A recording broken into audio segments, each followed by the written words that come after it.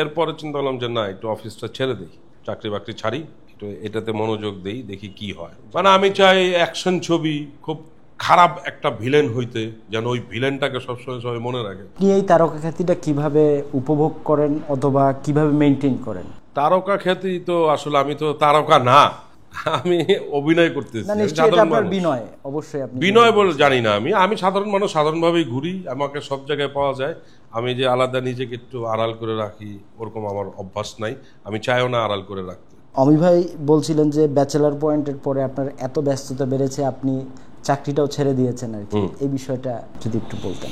এখন চাকরি ছেড়ে দিয়েছি, চাকরি তো একটা টাইম আছে, যে আসলে 10টা থেকে 6টা, 10:30 থেকে 6:30, 9টা 5টা এরকম আছে। শুটিংয়ে কিন্তু এরকম টাইম থাকে না, যে হয়তো কল টাইম থাকে, যে 9টার বদলে 10টা হইতে পারে কিংবা 12টা হইতে পারে।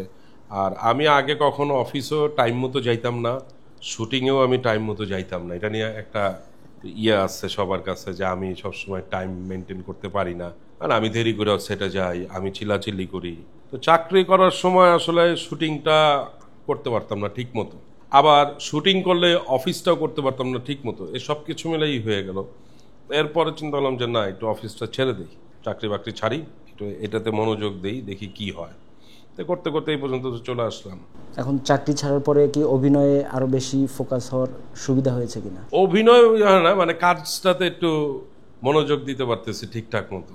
তারপরেও মনে হয় আমি মনোযোগী হই নাই, এখন অ্যাক্টিংটাও ঠিক মতো হচ্ছে না আমি মনে করতেছি। নতুন সিজনে যেভাবে আমরা দেখছি যে বাসায় নতুন বুয়া এসেছে, তো সেক্ষেত্রে আপনার কোনো বাড়তি আনন্দ আছে কিনা? না, বুয়া আসলে আমার বাড়তি আনন্দ কেন হবে? কারণ আমি তো বাসার কাজ করি না, আমি আগে সবাই মিলে আমরা একসাথে করতাম, আনন্দ হওয়ার কিছু নেই। সিনেমার অফার নিশ্চয়ই আপনার কাছে যায়, মানে আপনি একটু আমরা কেন দেখি না আপনাকে? আমার কাছে কোনো সিনেমার অফার আসে নাই, সত্যি কথা। কারণ ডিরেক্টররা মনে করে নাই আমাকে নিয়ে কাজ করে। যদি গল্পে মিলে হয়তো ডিরেক্টররা বলবে, কিন্তু এখন পর্যন্ত আমার কাছে কোনো সিনেমার অফার আসে নাই।